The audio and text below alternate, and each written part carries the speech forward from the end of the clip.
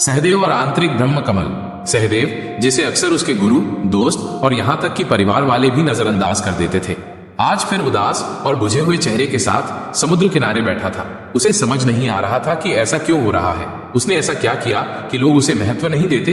इसी उधेड़ बुन में वो अपने दोस्त आत्मदेव के घर गया और अपनी सारी परेशानी बताई। आत्मदेव समझ गया कि सहदेव की समस्या क्या है।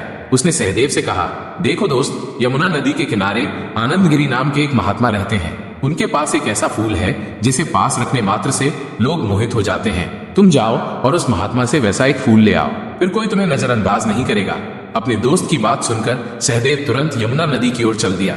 आश्रम पहुंचकर उसने महात्मा को अपनी पूरी व्यथा सुनाई। उसकी बात सुनकर महात्मा ने मुस्कुराते हुए बगीचे की ओर इशारा किया और बोले, जाओ सहदेव, वह फूल तोड़ लो, सब तुमसे प्रसन्न रहेंगे।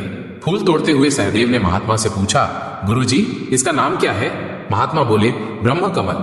खुशी खुशी सहदेव ने वो फूल तोड़ लिया और महात्मा को धन्यवाद कहकर चलने लगा। इतने में महात्मा बोले, ये फूल केवल तभी तक लोगों को मोहित करेगा जब तक ये खिला हुआ है और महक रहा है। जैसे ही ये सूख जाएगा, बेकार हो जाएगा।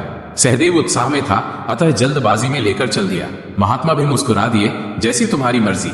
शाम तक फूल लेकर वो घर पहुंचा। रास्ते में जो भी मिलता पूछ ही लेता कि भाई, इतनी मधुर सुगंध कौन से फूल की है? वो चलते चलते ही बोल देता, ब्रह्म कमल। उसे डर था कि कोई उससे मांग न ले। रात भर तो उस फूल की सुगंध से सभी लोग उसके आसपास मंडराते रहे, लेकिन जब सुबह उठा तो फूल सूख चुका था। सुबह उठते ही सहदेव भागा भागा आश्रम पहुंचा। महात्मा जी बगीचे में ही खड़े थे। सहदेव उनसे बोला, गुरुजी, वो फूल तो रात में ही मुरझा गया। महात्मा बोले, बेटा, फूल पेड़ पर ही अच्छे लगते हैं, उससे टूटकर तो उन्हें नष्ट हो ही जाना है। सहदेव बोला, गुरुजी, क्या आप मुझे ब्रह्म कमल का एक पौधा देंगे? महात्मा बोले, क्यों नहीं, किंतु तुम्हें उसकी नियमित देखभाल करनी होगी। लेकिन ध्यान रहे, इस पेड़ में एक शाप लगा हुआ है। जो इसे पालता है वो इसके फल खा नहीं सकता। अगर तुमने इसका फल खाया तो ये पेड़ नष्ट हो जाएगा। सहदेव महात्मा से सहमत हो गया और पेड़ ले लिया। उसने वह पेड़ अपने घर के बगीचे में लगा दिया और प्रतिदिन उसकी देखभाल करता था। उसके फूलों की अनोखी सुगंध के दीवाने लोग अक्सर सहदेव के बाग में आने लगे। कुछ दिन बाद उस पर फल लगना भी शुरू हो गया। कुछ लोगों ने फल खाने की इच्छा व्यक्त की तो सहदेव ने सहर्ष उन्हें फल दिए। उन फलों को खाकर लोग इतने आनंदित हुए कि उछलने लगे। एक दिन सहदेव की भी फल खाने की इच्छा हुई। उसे पता था कि पौधा नष्ट हो जाएगा, लेकिन उसने फिर भी फल खा ही लिया। जैसे ही उसने फल खाया, पौधा गायब हो गया। सहदेव उसी समय यमुना की ओर महात्मा के आश्रम के लिए भागा। उस समय वहां महात्मा जी नहीं थे। उसने सोचा, बगीचे से पौधा ले लेता हूँ, गुरुजी को बाद में बता दूंगा। ऐसा सोचकर वो बगीचे में गया, लेकिन वहां वैसा एक भी पौधा नहीं था। मन महसूस कर वो महात्मा जी के आने की प्रतीक्षा करने लगा। संध्या समय को महात्मा जी का आगमन हुआ। जैसे ही महात्मा जी आए, सहदेव हाथ जोड़कर उनके सामने पहुंच गया। महात्मा जी समझ चुके थे कि वो क्यों आया है। उन्होंने सहदेव से कहा, अब क्या चाहिए सहदेव?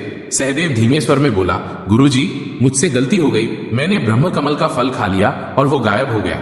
दया करके एक और पौधा दे दीजिए। महात्मा बोले, वत्स, ब्रह्म कमल नाम का कोई पौधा नहीं होता। वह ब्रह्म कमल जिसे तुम यहाँ वहां ढूंढते फिर रहे हो, वह और कहीं नहीं, तुम्हारे अपने भीतर है।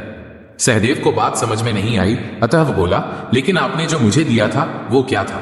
महात्मा बोले, वो मेरे अपने ब्रह्म कमल का एक नमूना मात्र था, जो मैंने तुम्हें केवल उसकी महत्ता से अवगत कराने के लिए दिया था। वस्तुतः वैसा कोई पौधा नहीं है। यदि तुम चाहो तो मैं तुम्हें तुम्हारे अपने ब्रह्म कमल को विकसित करने का मार्ग बता सकता हूँ। सहदेव, तो फिर आपने मुझसे ऐसा मजाक क्यों किया? महात्मा, समझाने के लिए। थोड़ा नाराज होते हुए, क्या समझाने के लिए? महात्मा बोले, देखो सहदेव, ये ज्ञान बहुत दुर्लभ है, हर किसी को आसानी से समझ में नहीं आता।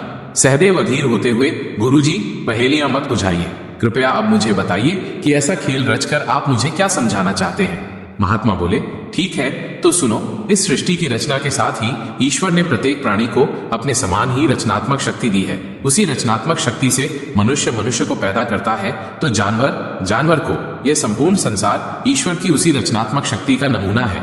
ईश्वर की उसी रचनात्मक शक्ति को कुछ लोगों ने मनोरंजन के साधन के रूप में प्रस्तुत करके जन सामान्य को पतित किया है। उसी पतन का शिकार होने वालों में से तुम भी एक हो। इस रचनात्मक शक्ति को काम ऊर्जा कहते हैं, जो सृष्टि का कारण है। महात्मा बोले, जब यह काम ऊर्जा अधोगामी होती है तो सृष्टि के सृजन का कारण बनती है, और जब यह ऊर्ध्वगामी होती है तो सृष्टि को सुंदर बनाने का कार्य करती है। लेकिन जब इसका अनावश्यक रूप से दुरुपयोग किया जाता है तो ये मनुष्य के पतन का कारण बनती है। सृष्टिकर्ता किसी के साथ पक्षपात नहीं करता। उसने अपनी प्रत्येक रचना के दो पहलू रखे हैं, सदुपयोग और दुरुपयोग। इसके साथ ही उसने सोचने समझने के लिए आपको विवेक दे दिया। अब ये आप पर निर्भर करता है कि आप क्या करेंगे। ईश्वर ने मनुष्य को बनाने में कोई कसर नहीं छोड़ी। कुशल कलाकार अपनी कला में कभी कमी नहीं देखना चाहेगा। जब ईश्वर को लगा कि अभी भी कोई कमी बाकी है तो फिर वो स्वयं उसमें प्रवेश कर गया। अब वो ईश्वर ही है जो हमारे द्वारा सोचता है, हमारे द्वारा देखता है और हमारे द्वारा सब कुछ करता है। लेकिन फिर भी वो अपनी मनमानी नहीं करता, वो हमारे विवेक को महत्व देता है। जब ये काम ऊर्जा ऊर्ध्वगामी होती है तो हमारा अंतःकरण ब्रह्म कमल के पौधे की तरह खिल उठता है। हमारी इंद्रियों के कुसुम इतने सुगंधित हो जाते हैं कि उनके संपर्क में आने वाले बरबस उनकी तरफ खींचते चले आते हैं। ऐसे ब्रह्मचारी का व्यक्तित्व शांत प्रशांत के सदृश शुभ भानयुक्त होता है कि जो भी उनके सानिध्य में जाता है स्वयं शांति का अनुभव करता है। अपने व्यक्तित्व को ब्रह्म कमल बनाने की कला का नाम ही ब्रह्मचर्य है। सहदेव, यदि इस पर लगने वाले फलों को खाने की इच्छा करेगा अर्थात वासना के फल चखना चाहेगा तो ये ब्रह्म कमल नष्ट हो जाएगा। किंतु यदि इस पर लगने वाले फलों को तू दूसरों को खिलाएगा अर्थात ब्रह्मचर्य से ब्रह्म कमल के विकसित होने पर विकसित होने वाली प्रतिभा और क्षमताओं से दूसरों को जो लाभान्वित करेगा तो आत्म संतोष का खजाना पाएगा। ब्रह्म कमल के पुष्पों को तोड़कर कोई भी अधिक दिनों तक लाभान्वित नहीं हो सकता। अर्थात यदि तू अपनी क्षमताएं, शक्तिपात आदि से दूसरों में प्रवेश कराएगा तो वह कुछ समय के लिए लाभान्वित हो सकता है, किंतु उसे पहले से भी ज्यादा असंतोष होगा और तेरा कोष जल्द ही समाप्त हो जाएगा। अतः ब्रह्म कमल के पौधे को स्वयं ही विकसित करना चाहिए। ब्रह्म तेज में ऐसा आकर्षण है कि दुनिया की कोई भी चीज उसे उपेक्षित नहीं कर सकती।